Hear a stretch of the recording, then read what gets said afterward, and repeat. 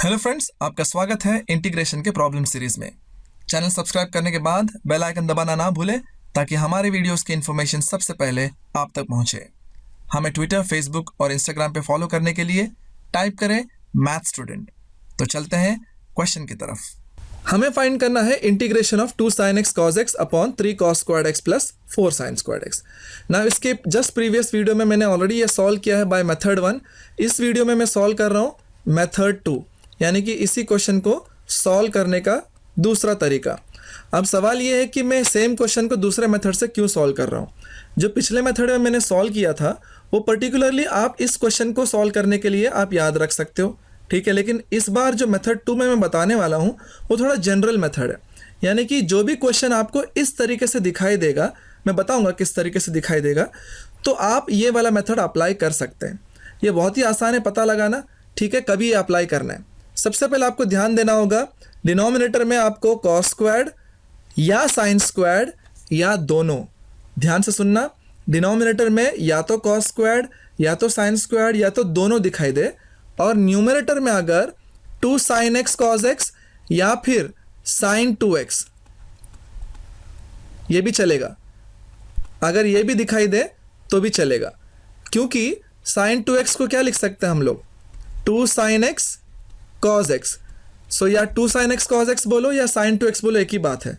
तो फिर से बता रहा हूँ, ध्यान से सुनना, डिनोमिनेटर में cos स्क्वायर्ड x या sin स्क्वायर्ड x या फिर दोनों दिखाई दे, और न्यूमरेटर में 2 sin x cos x और sin 2x दोनों में से कोई भी दिखाई दे, तो ये जो मेथड मैं सिखाने वाला हूँ इसे अप्लाई करने से ज़्यादा फ़ायदा होगा, ज़्यादा इजीली सॉल्व हो जाएगा। तो करना क्या है, अब सिर्फ अगर साइन स्क्वायर होता या सिर्फ अगर कॉस स्क्वायर होता तो कोई बात नहीं, लेकिन क्योंकि इस क्वेश्चन में आपको दोनों दिखाई दे रहे हैं तो हम उसको क्या करेंगे, या तो साइन स्क्वायर में कन्वर्ट कर देंगे डिनोमिनेटर को, या तो सारा का सारा डिनोमिनेटर कॉस स्क्वायर में कन्वर्ट कर देंगे, ठीक है। तो मैंने डिसाइड किया कि डिनोमिनेटर को मैं साइन स्क्वायर में कन्वर्ट कर दूंगा। तो देखते हैं क्वेश्चन को हम कैसे लिख सकते हैं। न्यूमरेटर में तो 2 sin x cos x है, उसको वैसे ही रहने दो। डिनोमिनेटर में 3 मल्टीप्लाइड बाय ये जो cos स्क्वायर्ड x है, हम आइडेंटिटी जानते हैं ना, cos स्क्वायर्ड x को कैसे लिख सकते हैं, 1 minus sine squared x। cos squared x के जगह पे 1 माइनस साइन स्क्वायर्ड x को लिख देंगे, तो क्या हो जाएगा, 1 माइनस साइन स्क्वायर्ड x हम यहाँ पर उसको लिख रहे हैं, प्लस 4 साइन स्क्वायर्ड x यहाँ पर ऑलरेडी है। तो आप देख सकते हैं पूरा का पूरा डिनोमिनेटर जो है साइन स्क्वायर्ड x के फॉर्म में आ चुका है। जब ऐसा आ जाता है तो हमको अभी सब्स्टिट्यूशन मेथड से सॉल्व करना है। क्या सब्स्टिट्यूट करेंगे, हम t पुट करेंगे साइन स्क्वायर्ड x के जगह पे, यानी कि जहाँ जहाँ साइन स्क्वायर्ड x है वहाँ वहाँ t आ जाएगा। और जब क्वेश्चन में t आने वाला है तो dx का काम यहाँ पर कुछ नहीं रहेगा, आपको वहाँ पर dt को लेकर आना पड़ेगा। और dt आपको कैसे मिलेगा, इसको यानी कि ये t को आप डेरिवेट करोगे विथ रिस्पेक्ट टू x। तो डेरिवेट कर देते हैं, मैं अज्यूम कर रहा हूँ आपको डेरिवेटिव आता है, ठीक है ना। डेरिवेट करेंगे derivative of sine squared x with respect to x, ठीक है। ये क्या हो जाएगा, हम जानते हैं साइन स्क्वायर्ड, ये जो स्क्वायर्ड है ये आउटर फंक्शन है, तो इसको पहले हम डेरिवेट करेंगे 2 sin x, और फिर साइन x का डेरिवेटिव से मल्टीप्लाई भी करना पड़ता है। साइन x क्यों, क्योंकि साइन x जो है इनर फंक्शन है, ठीक है। ये डेरिवेटिव का कॉन्सेप्ट है, आपको आना चाहिए। मैं अज्यूम कर रहा हूँ आपको आता है, इसलिए मैं आपको यहाँ पर एक्सप्लेन नहीं कर रहा हूँ, ठीक है। सो 2 sin x और sin x का डेरिवेटिव यहाँ पर देख सकते हैं क्या होगा, cos x, ठीक है। तो ये है हमारा dt बाई dx का वैल्यू। तो इससे हमको क्या मिलेगा, ये जो dx है हम क्रॉस मल्टीप्लाई कर देंगे, तो क्या होगा, dt equals to 2 sin x multiplied by cos x multiplied by dx, ठीक है। अब इसको हम देख सकते हैं कहाँ पर दिख रहा है आपको, आपको न्यूमरेटर में दिखने मिलेगा, ठीक है, न्यूमरेटर में देखने मिलेगा। तो उसके जगह पे हम क्या लिख सकते हैं, हम यहाँ पर जो dt हमें मिला है हम उसके जगह पे लिखेंगे, है ना, 2 sin x cos x multiplied by dx। तो नीचे चलते हैं। तो फिलहाल हमारा क्वेश्चन कैसे बन जाएगा, i इक्वल्स टू जो 2 sin x cos x और dx था, यानी कि इन दोनों के जगह पे हमारे पास आ जाएगा dt, ठीक है। और ये जो 3 multiplied by 1 minus sine square x को हमने क्या ले रखा है, इसके जगह पे हम लिखेंगे ये वाला t, ठीक है। सो ये क्या हो जाएगा 1 minus T plus 4 multiplied by, इसके जगह पे भी आ जाएगा t, ठीक है। सो ये क्वेश्चन क्या बनेगा, देखो थोड़ा सिंप्लीफाई कर लेते हैं। 3 मल्टीप्लाइड बाय 1, करेक्ट ना, ब्रैकेट ओपन करना है, 3 मल्टीप्लाइड बाय 1 3 हो जाएगा, और 3 मल्टीप्लाइड बाय t क्या होगा, ये होगा 3t, सो नेगेटिव 3t हो गया, plus 4t multiplied by dt। इसे और आगे सिंप्लीफाई कर देंगे तो क्या होगा 1 अपॉन,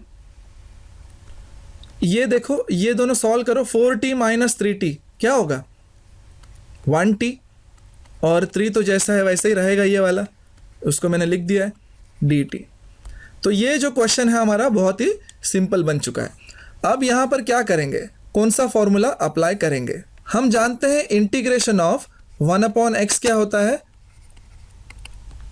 ये होता है log ऑफ x प्लस सी। सो ये वाला फॉर्मूला हम अप्लाई करेंगे।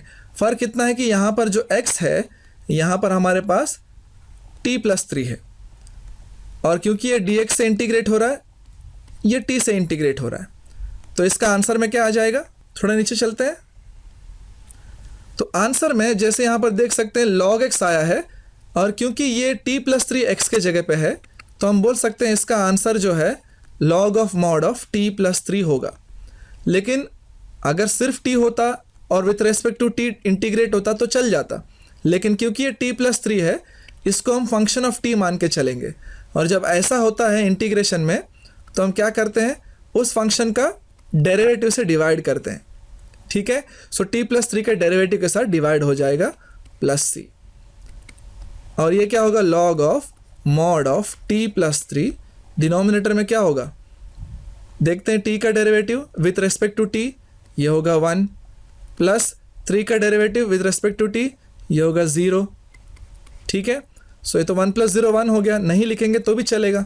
सो i क्या हो जाएगा log of t plus 3 plus c। ये जो है हमारा फाइनल आंसर नहीं है, क्योंकि ये जो देख सकते हैं आप यहाँ पर t दिखाई दे रहा है, क्योंकि हमारा क्वेश्चन x में मिला है, हमको आंसर भी हमको x में देना पड़ेगा, ठीक है। तो हमको याद है हमने t किसके जगह पे लिया था, t हमने लिया था साइन स्क्वायर्ड x के जगह पे, तो बस उसको रीसब्स्टिट्यूट करना है। तो हमारा आंसर कैसा हो जाएगा, कैसे दिखेगा, log of sine squared x plus 3 plus c, ये आपका आंसर होगा। नाउ ये पॉसिबल है, बहुत सारे लोगों को डाउट आता होगा कि मेथड 1 में तो आंसर अलग आया, मेथड 2 में क्वेश्चन वही है, लेकिन आंसर यहाँ पर अलग दिख रहा है, ठीक है। इस सवाल का जवाब ये है कि भले ही ये दोनों दिखने में अलग है, लेकिन दोनों का मीनिंग सेम है, ठीक है। ये मैं आपको अभी समझा देता हूँ। सबसे पहले इसको मैं बॉक्स में लिख देता हूँ, ठीक है, तो आपको पता रहेगा कि इसमें से आंसर क्या मिला है। और मेथड 1 में हमको आंसर मिला था, मैं यहाँ लिख देता हूँ log of 3 cos squared x plus 4 sine squared x plus c, ठीक है। मैं ब्लैक पेन से समझा देता हूँ, ठीक है।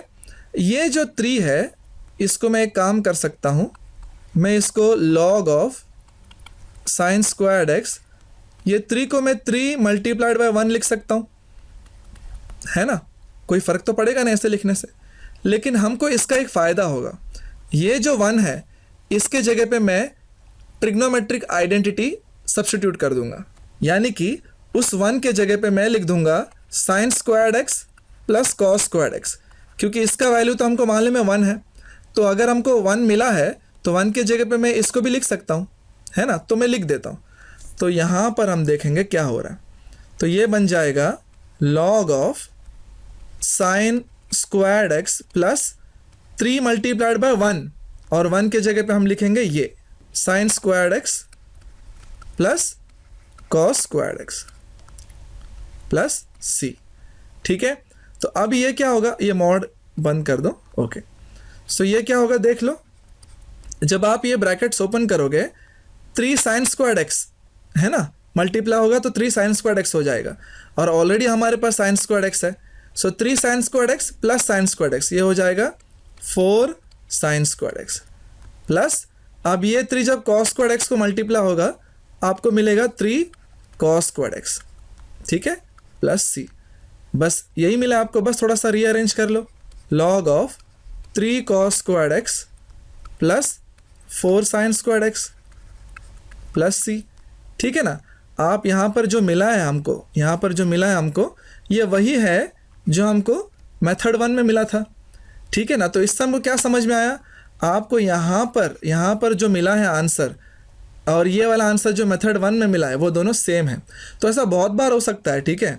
आप इंटीग्रेशन के क्वेश्चन सॉल्व कर रहे हो, 2 लोग सॉल्व कर रहे हैं, तो दोनों लोग अलग अलग मेथड से सॉल्व किए, तो उनका आंसर अलग अलग दिखना लाजमी है।